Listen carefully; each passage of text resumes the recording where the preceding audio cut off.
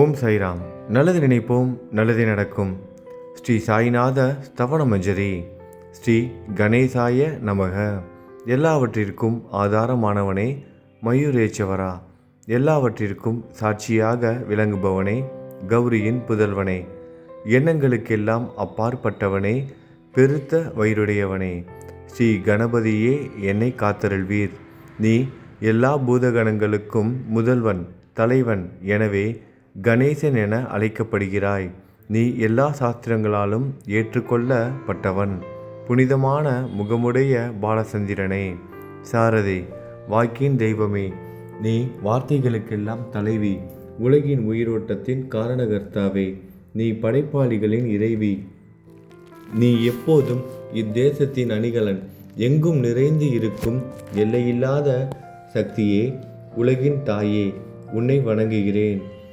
பூரண முழுமையான பரபிரம்மே, மகான்களுக்கு பிரியமானவனே, பண்டரிநாதன் உருவில் வெளிப்பட்ட அவதாரமே, நீ அன்பு கடவுள், எல்லையற்ற கருணையுள்ளம் கொண்டவனே, பாண்டுரங்கா நரஹரி.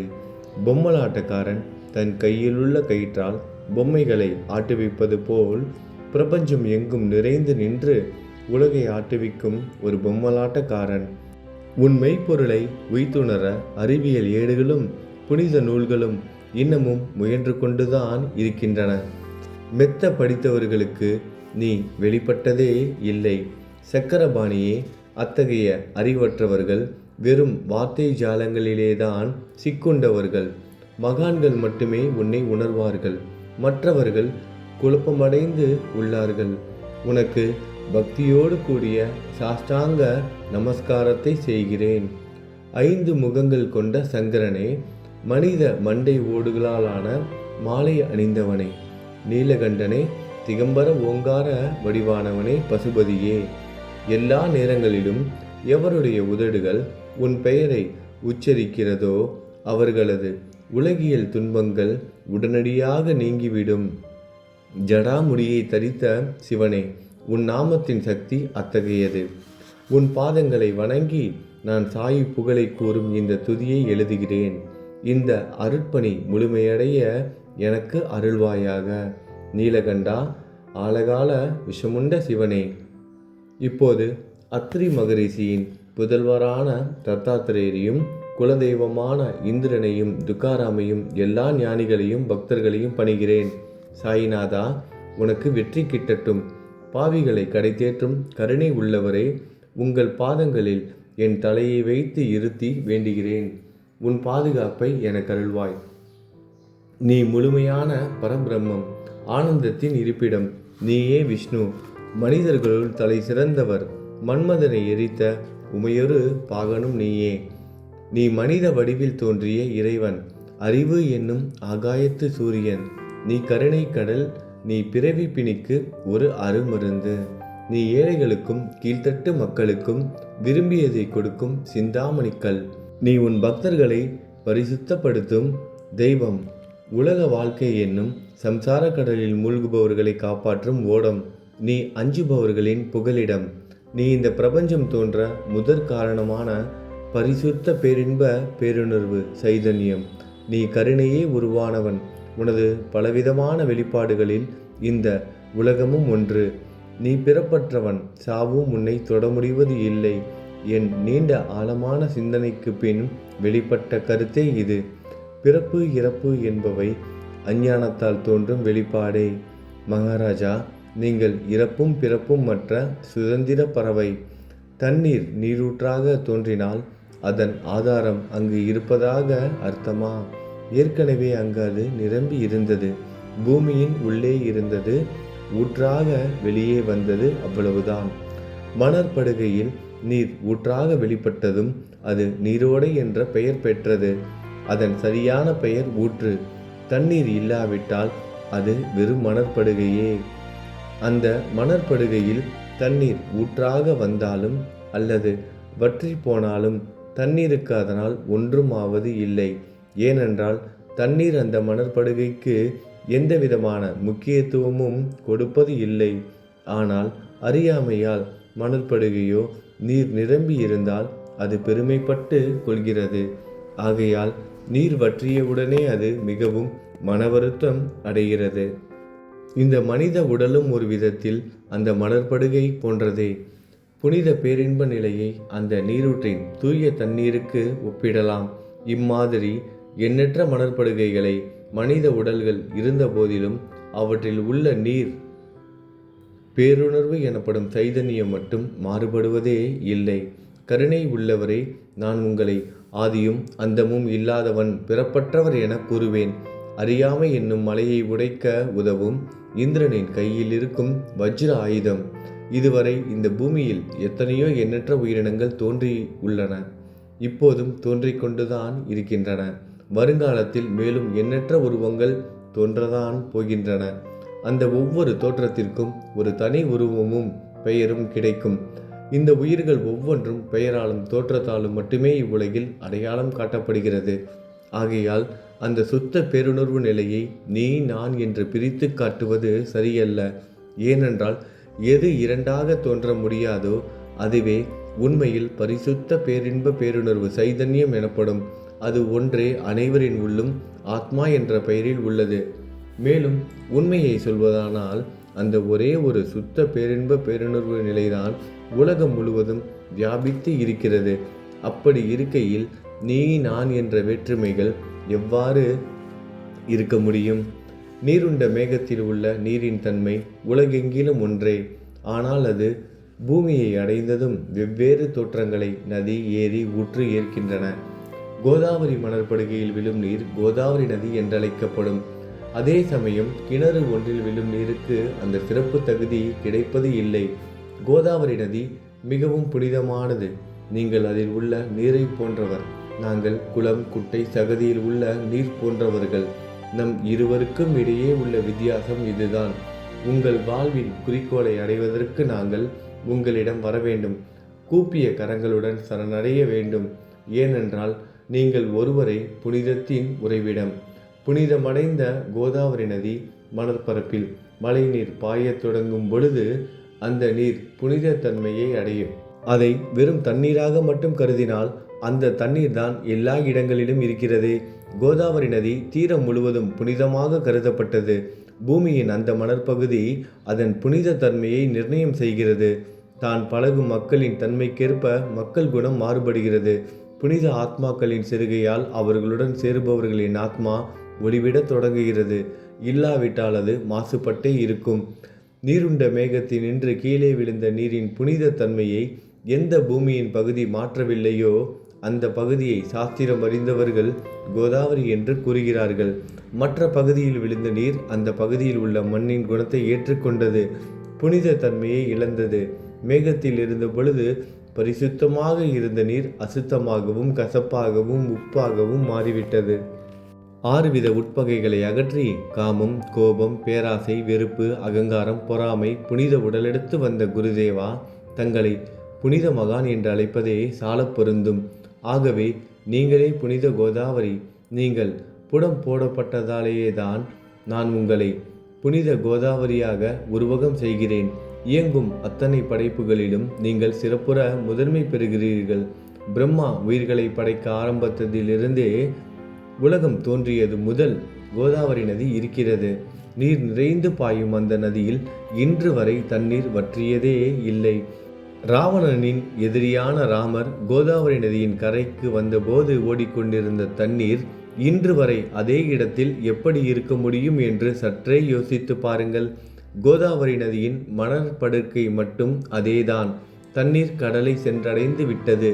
ஆனால் அந்த கோதாவரி நீர்ப்படுகையுடன் புனிதத்தன்மை மட்டும் என்றுமே மாறாமல் இன்று வரை அப்படியே உள்ளது. ஒவ்வொரு வருடமும் பழைய நீர் வெளியேறி புதிய நீர் அதற்குள் பாய்கிறது. உங்களுக்கு தெரிந்த வாழ்க்கை நீதிதான் அது. ஒரு நூற்றாண்டை ஒரு ஆண்டாக கணக்கிட்டால் அந்த நூற்றாண்டில் தோன்றிய முனிவர்கள் பாயும் நீரை போன்றவர்கள். அவர்களில் மிகப்பெரிய மகான்கள் அந்த நீரில் தோன்றும் அலைகள் போன்றவர்கள். இந்த புனித கோதாவரி நதியில் முந்தைய நூற்றாண்டுகளில் சனாதர், சனதர், சனந்தனர் போன்ற மகான்கள் வெள்ளமாக தோன்றினார்கள்.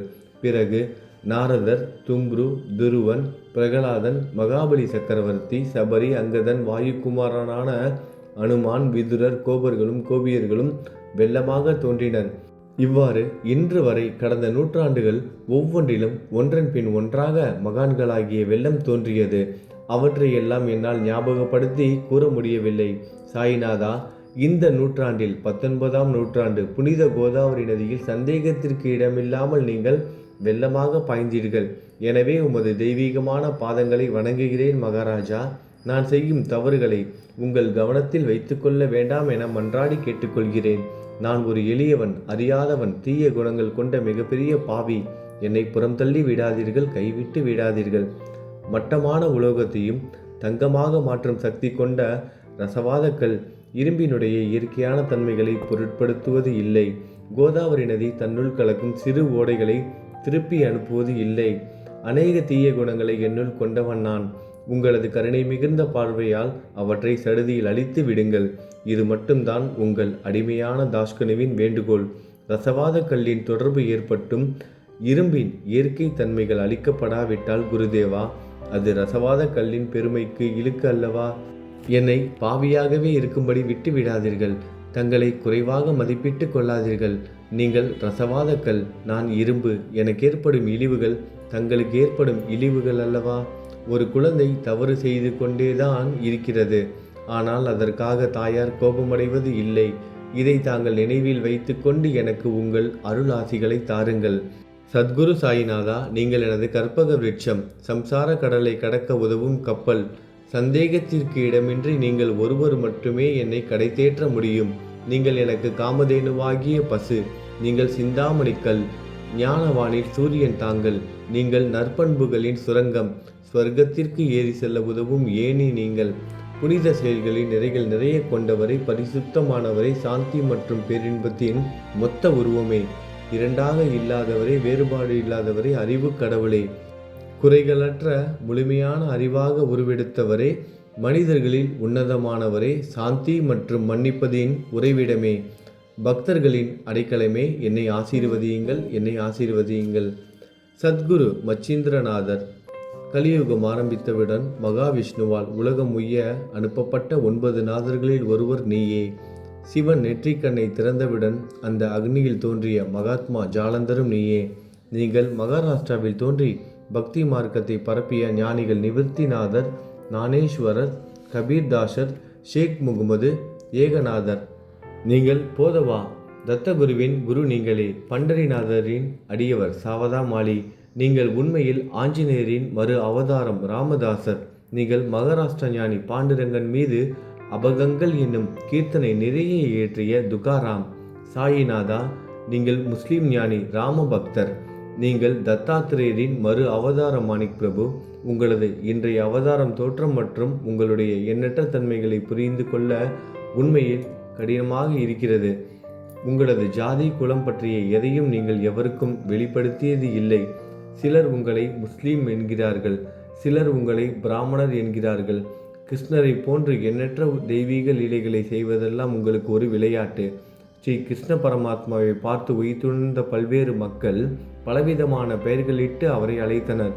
சிலர் அவரை யதுகுலத்தின் அணிகலன் என்றார்கள். சிலர் அவரை மாடுகள் மேய்க்கும் இடையன் என்றனர். யசோதை அவரை பச்சிலம் குழந்தை என்றாள். கிருஷ்ணனின் மாமனாகிய கம்சன் அவரை மகா காலன், உயிரை குடிக்கும் யமன் என்றான். அர்ஜுனன் அவரை எங்கும் நீக்கமர நிறைந்துள்ளவர் என்றான். அவ்வாறே குருநாதா, ஒவ்வொரு மனிதனின் மனநிலைக்கு ஏற்ப, அவரவர் எண்ணங்களுக்கு ஏற்ப உங்களுக்கு பெயர்களை சூட்டினார்கள். மசூதி நீங்கள் வாழும் இருப்பிடம். உங்கள் காதுகள் குத்தப்படவில்லை. இந்து மத வழக்கப்படி காதுகள் குத்தப்பட வேண்டும். பாத்தியா ஓதுவதை பார்த்து நீங்கள் முஸ்லீம் என்று கூறுவது பொருத்தமானதே. கருணாமூர்த்தியே, அதேபோல் நீங்கள் அக்னியை வழிபடுவதை பார்த்து நீங்கள் ஒரு இந்து என்று முடிவு செய்யப்பட்டது.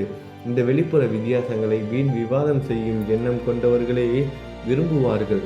உண்மையான ஞானத்தில் ஆர்வம் கொண்டவர்கள் இந்த வெளிப்புற வேறுபாடுகளுக்கு முக்கியத்துவம் தரமாட்டார்கள். நீங்கள் பிரம்மத்தின் நிலையில் இருக்கிறீர்கள். ஜாதி குலம் போன்றவை உங்களுக்கு முக்கியமில்லை. நீங்கள் எல்லோருக்கும் மேலான உயர்ந்த குருவாகவும் இந்த பிரபஞ்சத்தை படைத்தவராகவும் இருக்கிறீர்கள். முஸ்லீம் இந்துக்களுக்கிடையே பகைமை உணர்வு ஏற்பட்டதால் அவர்களுக்கிடையே இணக்கமான உறவையும் ஒற்றுமையையும் ஏற்படுத்துவதற்காகவே நீங்கள் மசூதியில் அமர்ந்து அக்னி வழிபாட்டை நடத்தி உங்கள் லீலைகளை பக்தர்களுக்கு காட்டினீர்கள். நீங்கள் ஜாதி மதங்களுக்கு அப்பாற்பட்டவர். நீங்கள் பிரம்மமே. உண்மையில் அதுவே நீங்கள் உண்மையில் எண்ணங்களுக்கும் அப்பாற்பட்டவர். உங்களை பற்றிய வாத பிரதிவாதங்கள், ஊகங்கள், ஆதாரம் இல்லாத கருத்துக்கள் நடமாடும் இடத்தில் என் வார்த்தைகளுக்கு முக்கியத்துவம் எப்படி கிடைக்கும்? ஆனால் உங்களை பார்க்கும் பொழுது என்னால் மௌனமாக இருக்க முடியவில்லை. வார்த்தைகளால் போற்றுதலே உலக வழக்கில் உள்ள ஒரே வழக்கம். ஆகையினால் உங்கள் அருளாசியுடன் வார்த்தைகளால் எப்படியெல்லாம் போற்ற முடியுமோ அவ்வண்ணமே போற்றி புகழ்கிறேன். கடவுளின் நிலையை விட மகான்களின் நிலை வேறுபட்டு மிக உயர்ந்ததாகவும் இருக்கும்.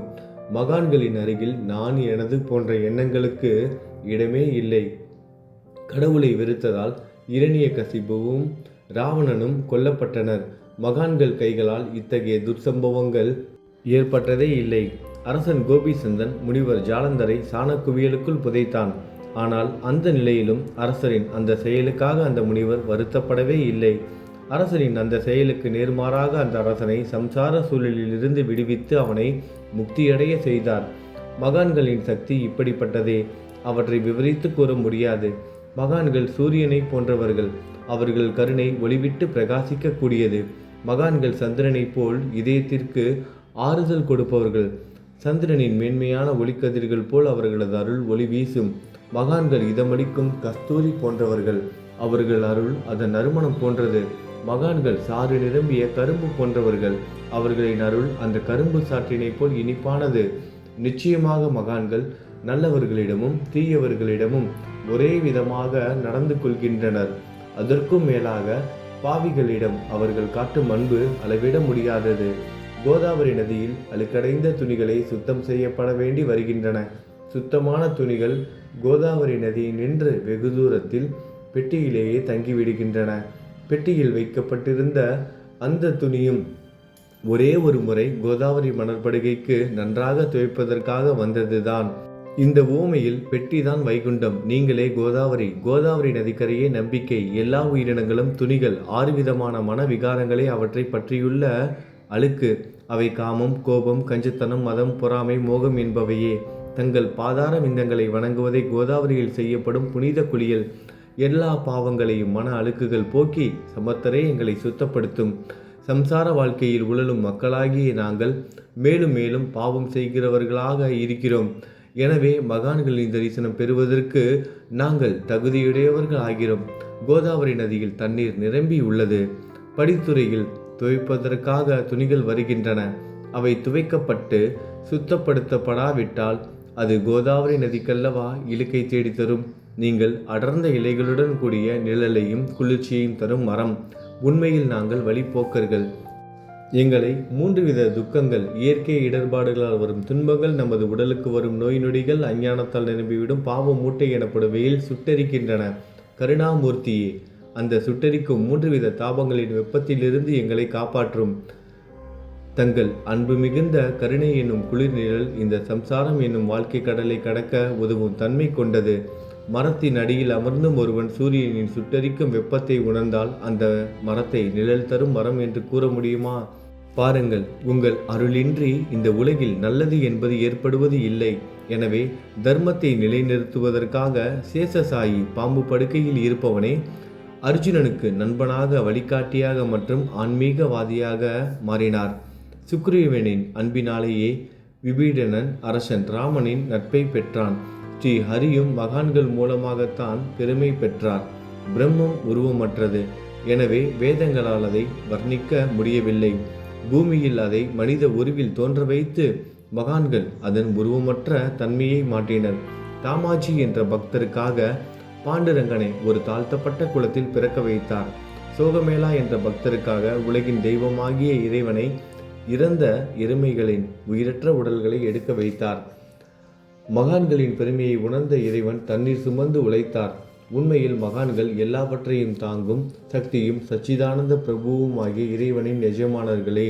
இதற்கு மேலும் சொல்வதற்கு ஏதும் இல்லை. நீங்களே என் தாயும் தந்தையும்.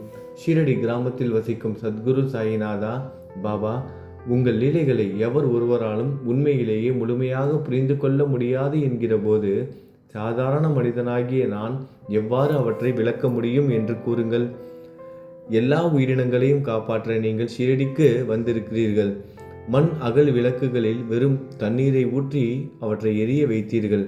மிக குறுகிய மரப்பலகையை கொஞ்சம் ஊஞ்சல் படுக்கையாக்கி உங்கள் யோக சக்தியை உங்கள் பக்தர்களுக்கு காட்டினீர்கள். அநேக பெண்களின் மலட்டுத்தன்மையை முழுவதுமாக நீக்கினீர்கள். உதியின் மூலம் அநேக பேரின் வியாதிகளை குணமடைய செய்தீர்கள். இவ்வுலக சம்பந்தமான துன்பங்களை நீக்குவது உங்களுக்கு ஒரு பொருட்டே அல்ல. யானை ஒன்று எறும்பை சுமையாக கருதுமா?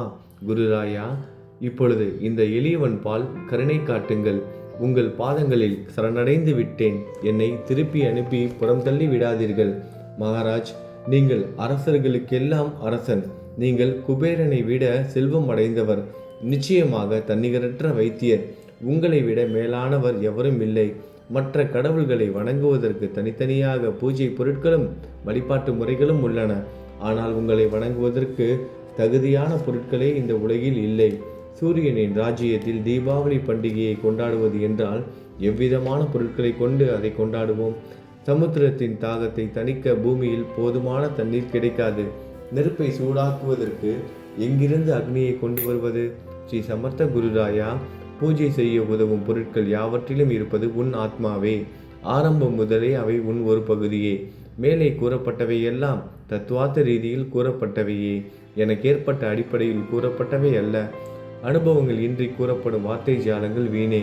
சம்பிரதாய சடங்குகளின்படி உங்களுக்கு பூஜை செய்ய வேண்டுமென்றால் அதனை செய்வதற்கு தேவையான பூஜை சாமான்கள் என்னிடத்தில் இல்லை என் குருநாதா. கருணையுடையவரை, அடிக்கடி என் கற்பனை திறனின் அடிப்படையில் உங்களுக்கு நான் வழிபாடு செய்கிறேன். அந்த வழிபாட்டை இந்த அடிமையிடமிருந்து ஏற்றுக்கொள்ளுங்கள். இப்போது என் அன்பு கண்ணீரால் உங்கள் கால்களை கழுவுகிறேன். உண்மையான பக்தி என்னும் சந்தனத்தை அரைத்து சாந்தாக்கி உமக்கு இடுகிறேன். அழகிய வார்த்தைகளால் எழுதப்பட்ட இந்த துதி என்னும் கம்னியை உமக்கு அணிவிக்கிறேன். இந்த புகழ் மாலையை உங்கள் கழுத்தை சுற்றி அணிவிக்கிறேன். என் கெட்ட குணங்களை தூபமாக்கி உமக்கு முன் எரிய விடுகிறேன். தீய குணங்களின் கூட்டுப்பொருளே ஆனாலும் அது எரியும் போது அதிலிருந்து தீய வாசனை எழுவது இல்லை.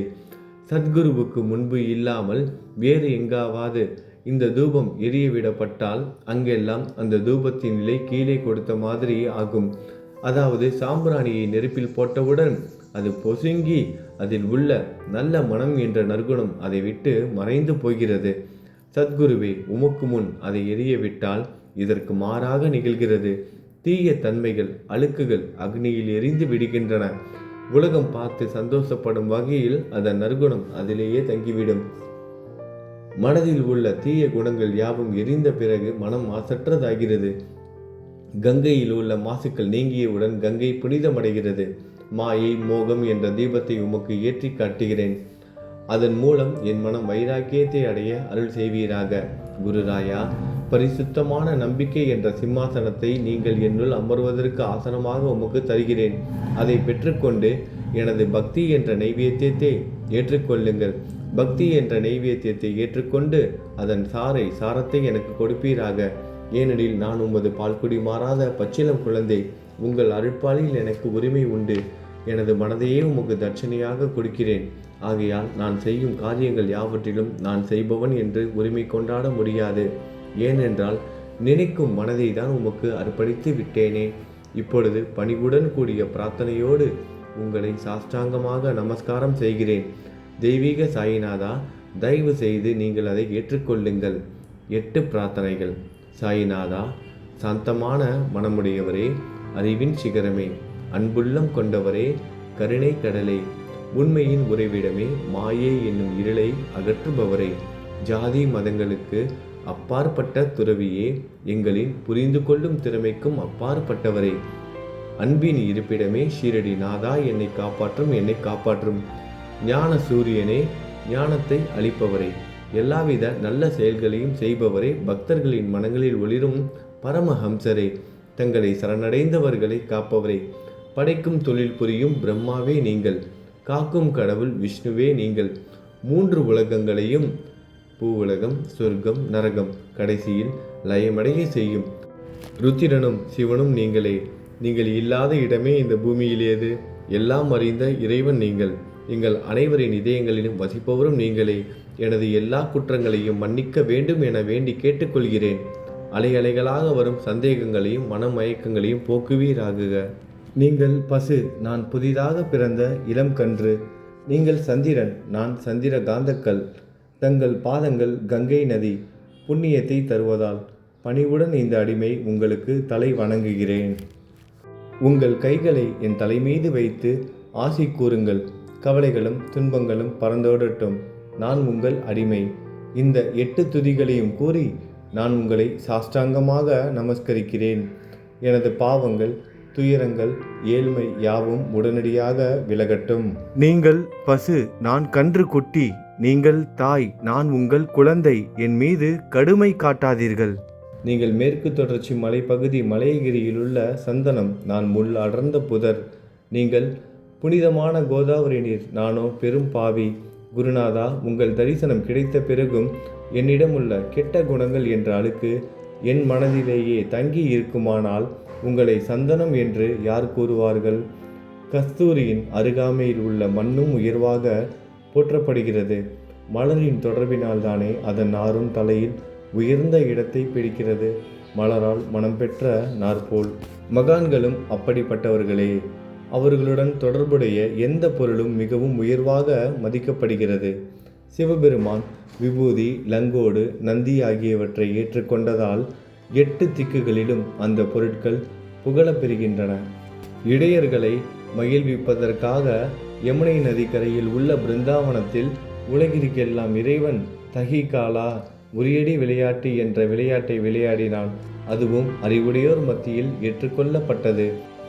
ஆகவே நான் பாவியான போதிலும் உங்கள் சேவையில் ஈடுபட்டு உள்ளேன். குருநாதரை, என் நிலைமையை பற்றி மனதில் எண்ணி பாரும். குருநாதா, லௌகீக உலகிலோ அல்லது ஆன்மீக வழியிலோ எந்த விஷயங்கள் எல்லாம் எனக்கு சந்தோஷத்தை கொடுக்கும் என என் மனம் சந்தேகமில்லாமல் நம்புகிறதோ அவற்றை எல்லாம் நீங்கள் எனக்கு அளித்தருள வேண்டும். உமது கருணையால் இந்த மாதிரி செய்துவிடும். எனது மனதை அடக்கி விடுங்கள். சமுத்திரங்கள் எல்லாம் தித்திப்பாக மாறினால் பிறகு அவை உப்பு கரிக்குமே என்ற பயம் தோன்றாதே. சமுத்திரத்தை தித்திப்பாக்கும் சக்தி உங்களுக்கு உண்டு. ஆகையால் தான் எனது இந்த வேண்டுகோள். தயவு செய்து இந்த வேண்டுகோளை நிறைவேற்றும். என்னிடம் என்னென்ன குறைகள் உண்டோ அவை அனைத்தும் உங்களுடையதே.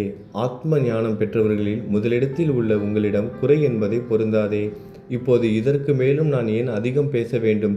நீங்கள் தான் எனது ஒரே அடைக்கலம். தாயின் இடுப்பில் உள்ள குழந்தை இயல்பாகவே பயமற்று இருக்கும். மகாராஜ், இந்த துதியை எவரவர்கள் அன்புடன் படிக்கிறார்களோ அவர்கள் ஒவ்வொருவரின் ஆசைகளை தயவு செய்து நிறைவேற்றும். இந்த துதியை படிப்பவர்களின் 3 வித தாபங்களையும், இயற்கை இடர்பாடுகளில் வரும் துன்பங்கள், நமது உடலுக்கு வரும் நோய் நொடிகள், அஞ்ஞானத்தால் நிரம்பிவிடும் பாவம் மூட்டை 1 ஆண்டிற்குள் விலகிவிடும் என்பதை இந்த துதிக்கு உங்களது ஆசையாக என்றென்றும் நிரந்தரமாக இருக்கட்டும். குளித்து முடித்துவிட்டு மனதில் முழுமையான நம்பிக்கையுடன் தொடர்ந்து இந்த துதியை பாராயணம் செய்ய வேண்டும். அப்படி முடியாவிட்டால் வாரம் வாரம் வியாழன் தோறும் சத்குருவை வணங்கி அவர் உருவை தியானம் செய்து கொண்டு இந்த துதியை பாராயணம் செய்யுங்கள். இதுவும் கூட முடியாவிட்டால் மாதம் மாதம் வரும் 2 ஏகாதசி தினங்களில் இந்த துதியை பாராயணம் செய்யுங்கள். இது ஏற்படுத்தும் விளைவுகளை பார்த்து அதிசயப்படுவீர்கள். குருமூர்த்தியான சாயிநாதர் இந்த துதியை பாராயணம் செய்பவர்களுக்கு இவ்வுலகியல் ஆசைகளை முழுமையாக உடனடியாக நிறைவேற்றுவார். இந்த துதியை திரும்ப திரும்ப பாராயணம் செய்வதால் முட்டாள்கள் கூர்மையான புத்தியை அடைவார்கள். யாராவது வாழ்நாளாவது குறைவானதாக இருப்பின் இந்த துதியை அவர்கள் படிப்பதால் 100 ஆண்டு காலம் வாழ்வார்கள். இந்த துதியை தொடர்ந்து பாராயணம் செய்து வந்தால், செல்வம் குறைவாக இருந்தால், ஏழையாக இருந்தால், செல்வத்தின் அதிபதி குபேரன் அவர்கள் வீட்டிற்கு வந்து தங்கி அவர்களுக்கு ஏவல் புரிவான். இது சத்தியம், இது சத்தியம், இது சத்தியம் என 3 முறை கூறுகிறேன். குழந்தை செல்வம் இல்லாதவர்கள் இந்த துதியை தொடர்ந்து படித்து வந்தால் குழந்தை செல்வம் பெறுவர். இந்த துதியை படிப்பவர்களின் வியாதிகள் எல்லா பக்கங்களிலும் பறந்தோடிவிடும். வியாதியை நின்று குணம் கிடைக்கும். இந்த துதியை திரும்ப திரும்ப படிப்பதால் பயம் மற்றும் கவலை மறைந்து போகும். மதிப்பும் மரியாதையும் கிடைக்கும். அழிவற்ற பிரம்மத்தை உணர்வார்கள். பிரம்ம ஞானம் கிட்டும். அறிவுடையோரே, இந்த துதியின் மீது உங்கள் இதயங்களில் முழுமையான நம்பிக்கை வையுங்கள். சந்தேகங்கள், நம்பிக்கையின்மை, தவறான எண்ணங்கள் ஆகியவற்றிற்கு கொஞ்சம் கூட மனதில் இடம் கொடுக்காதீர்கள். சீரடிக்கு புனித பயணம் மேற்கொள்ளுங்கள். பாபாவின் தாமரை பாதங்களை மனதில் நிறுத்துங்கள். அவர் அனாதைகளின் உறவினர், பக்தர்களின் விருப்பங்களை நிறைவேற்றும் கற்பகத்தரு. பாபாவால் உணர்வூட்டப்பட்டு இந்த துதியை நான் இயற்றினேன். இல்லாவிட்டால் எவ்விதமான முக்கியத்துவமும் இல்லாத என்னால் இந்த துதியை எவ்வாறு எழுத முடியும்? சக ஆண்டு 1840, ஆங்கில ஆண்டு 1918 புரட்டாசி மாதம் வளர்பிறையில் விநாயகர் சதுர்த்தி என்று திங்கட்கிழமை 2வது யாமத்தில் சூரிய உதயத்திற்கு முன் இந்த பாமாலை நிறைவு செய்யப்பட்டது. புனிதம் வாய்ந்த நர்மதா நதிக்கரையில் இந்தூருக்கு அருகிலுள்ள ஊரான மகேஸ்வர சேத்திரத்தில் ஸ்ரீ அகல்யாதேவியின் சந்நிதியில் ஸ்ரீ சாய்நாதரை போற்றி பாடும் இந்த ஸ்தவன மஞ்சரி நிறைவடைந்தது. மகேஸ்வரம் என்ற புனித ஸ்தலத்தில் இந்த துதி நிறைவடைந்தது. ஸ்ரீ சாய்நாதர் என் மனதிற்குள் புகுந்து இந்த துதியின் ஒவ்வொரு வார்த்தையையும் என்னை கூற வைத்தார். எனது சீடன் தாமோதரன் இதை நான் கூற எழுதினான். தாஸ்கனுவாகிய நான் எல்லா ஞானிகள் மற்றும் துறவிகளின் வேலையால் எங்கும் மங்களம் பொங்கட்டும். ஸ்ரீ சாய்நாதரை போற்றி பணிவுடன் எழுதப்பட்ட இந்த ஸ்ரீ சாய்நாத ஸ்தவனமஞ்சரி என்ற துதி பாராயணம் செய்பவர்கள் சம்சார கடலை கடக்க உதவட்டும். இது ஸ்ரீ பாண்டுரங்கனுக்கு தாஸ்கனுவின் நம்பிக்கை மற்றும் பணிவோடும் கூடிய பிரார்த்தனை. ஓம் சாய்ராம். நல்லதே நடக்கட்டும். ஓம் சாய்ராம். மங்களம் சுபமங்கலம்.